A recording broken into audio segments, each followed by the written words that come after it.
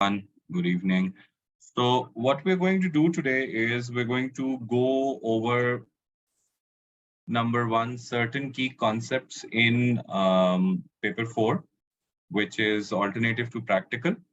Obviously, what I'll try to do in this short amount of time, because we have 1 hour, so I'll try to go over the planning question and what is required of you to do in a planning question, and then maybe look at one or two planning questions. Followed by that, we're going to secondly look at how to plot graphs and how to ensure, because whichever paper you're doing, you will always get one entire question where you have a graph and you have to evaluate it.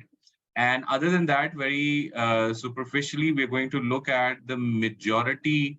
So I have already shared some documents with you, which basically are the short notes as to what you need to know for alternative to practical. So the way that we're going to go about it is I'm going to start with, first of all, the planning question, because this is a new edition and a lot of us don't really have an idea as to what has to be done. So I think what you have in front of you is a planning question where they have kind of laid out the keywords that you need to look at when you're doing this question. So it says a student is investigating resistors connected in parallel. The following apparatus is available to the students. So it's given an ammeter, voltmeter, power supply, variable resistor, switch, connecting leads, and a box of identical resistors. Plan an investigation, plan an experiment to investigate how the combined resistance of resistors connected in parallel depends on the number of resistors. What you need to do is you need to draw a diagram, you need to explain briefly how you would carry out this experiment, and you need to draw a table for it. So this is the mark scheme. I'm not going to go into detail about the mark scheme, but I'm going to show you somebody who has written a sample answer. So this is a sample answer that somebody has written, where he draws the diagram, and I could see that there are a lot of problems with this. So for example, even though that he's drawn a clear diagram, the diagram basically has the switch, has an ammeter, has a voltmeter connected in parallel to the first resistor, and you have a variable resistor. So I think more or less this is the diagram that we require. Probably I would have added another voltmeter under the second resistor, just to be on the safe side. Now, other than that, he writes about the steps. So he says, set up the apparatus as shown, use the variable resistor to control the amount of current, and use a voltmeter to measure voltage. Use two resistors, switch on, measure the current using the ammeter and voltmeter using a voltmeter, record these readings, VIA, and then repeat using 3, 4, 5 resistors in parallel, and eventually use R is equal to V over I to measure the resistance, then plot a graph of voltage against current. The higher the resistor, lower the current, and the highest voltage. Now, the examiner comment clearly says that, you had a lot of space to write down things, and definitely there must be something that you have skipped or missed out. So this is a response for somebody who got 7 out of 7. So he has a similar diagram, but what he does is he divides his response into 3 parts. So the first part is called the method, where he enlists the things that he has to do. The second part is the table, and the third part is the conclusion. If you keep this format in your mind, it will make your life very easy to plan as to how you have to go about things. So for example, as far as the method is concerned, by the way, I would suggest you could also make the diagram labeled. A lot of times, if you've missed out writing about something in your text, but you have a labeled diagram, the examiner has to then take that into account, that it's a labeled diagram, it's talking about something, and you end up getting that mark. So that's a good practice, to label your diagram instead of just drawing a diagram of this sort. So he goes about saying, use a variable resistor to control the amount of current. Okay, so we're making sure that as soon as we start the experiment, the current is not too high in order to burn the resistors down, or maybe burn the ammeter or the voltmeter down. So that's number one. Number two, the voltmeter will give you the voltage. You use 2 resistors in the beginning. You switch on, you measure the current, record these values, repeat step 3 to 4 using 3, 4, 5 resistors in parallel. Record your values and use the equation R is equal to V over I and plot a graph of V against I.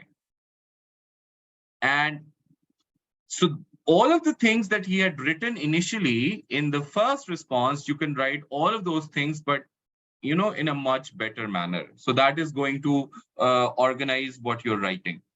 Now, what I would suggest you could add to this is probably number one, any sort of precautions that you should be taking or any sort of safety measures that you should be taking. So for example, I would have probably said that, make sure that the circuit is closed in between readings so that the circuit cools down and does not add to the resistance, number one, or does not toy with the values of current and voltage.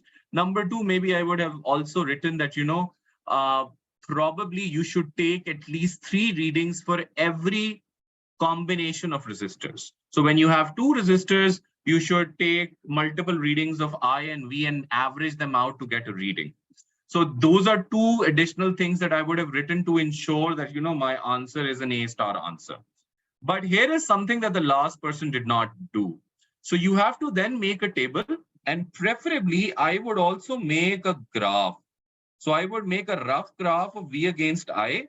I would show that my line should be passing through the origin, and I would probably draw a gradient curve. And by drawing this gradient curve, I'll write down that, my gradient is actually equal to R. So if somebody plots an I against V graph, then obviously the resistance would be the reciprocal of the gradient. So that is something good to write down. So you made the table, you made the graph, and then what is the conclusion? The conclusion was what did we want to find out? We wanted to find out how the resistors, when connected in series, vary with more and more of them connected. So, and the simple conclusion that we can see is that the highest resistance will have the lowest current and will have the highest voltage. So we kind of get to a point where we understand what is the requirement. Now, what I want you to very quickly do is look at this format. And this is what I want you to. So I'll share this sheet with you also. This is by far the best way to think about the planning question, ensuring that you don't miss out on things. So it says a learner notices that the size of the image produced by a converging lens changes when the lens is moved further away from an object. So it's basically talking that this is your screen, this is your lens, this is, let's suppose, your object. And it talks about how the size of the image varies or changes as it moved away from the object. Okay? Plan an experiment to investigate how the size of the image varies with the object distance for a converging lens suitable for school experiments. So the 3 questions that come to my mind is, what could be investigated?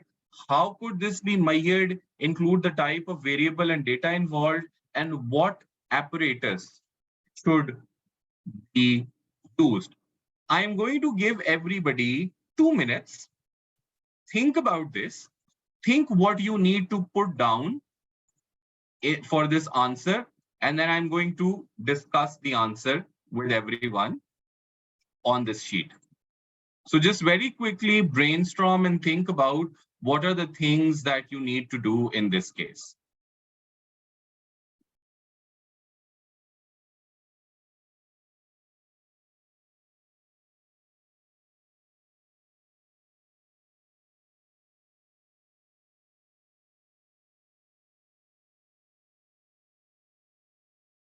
So isolate what are the independent, dependent, and control variables for starters. And once you've done that, then think about. So I always tell my students to go through this format. So first of all, always identify the variables. So what is the independent variable here? What is the dependent variable here? what is the control variable? And the moment you have done that, think about how you're going to vary the independent variable, how to vary it. Then for dependent variable, how to measure it.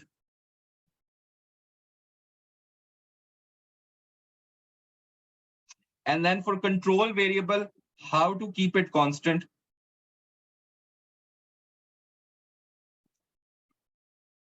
And then once you have figured these things out, then the next step that should come to your mind is, how can I make these values more accurate? How can I ensure that my readings are repeatable to be and are safe? So once you've done that, then we go towards how to make the readings accurate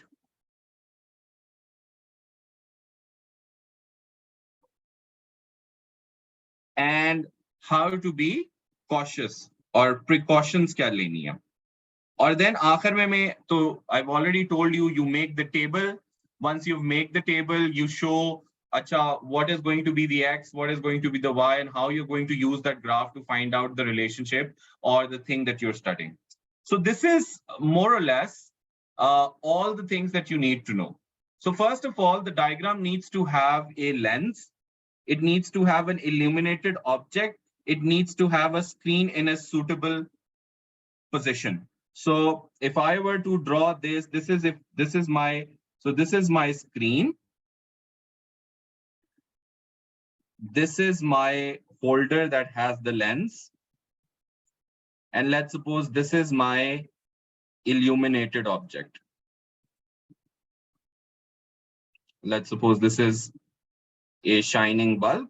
So this is my illuminated object. So first of all, I have to show that all of them should be in one single line on a flat surface. Now, what are the methods? So the instructions would be my method. The method is, first of all, set and measure object distance, move screen to get the image, measure the image height. So what you're going to do is, you're going to first make sure that you get an image on the screen and then you measure the size of the screen, size of the image, sorry. Now you repeat that with different object distances. So you keep varying this distance.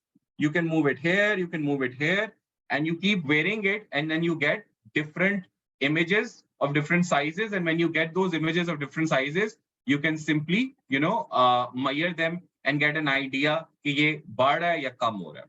Then, what is the limiting factor for the range of objects? It could be one from, so obviously you are given a size, a certain size की screen आपको दी हुई है, infinite screen तो नहीं है. So you obviously, when you're moving this thing, if the object becomes too big or too large for the screen, then obviously that's your limiting factor. You can't make it bigger than that. What are the other limiting factors? A lot of times what happens is that when the image starts getting bigger, it also starts getting dimmer because the light is being distributed over a larger area. So because of that, these two could be written as your limiting factors. So image virtual or too big for the screen, image too dim, too small to measure. Now, what are the different precautions that we can take in this case? So you can see that, in this case, there is no graph, there is nothing of that sort. It's simply a design experiment where you're going to be moving different sides. Suleiman, I'm going to take your question in a minute.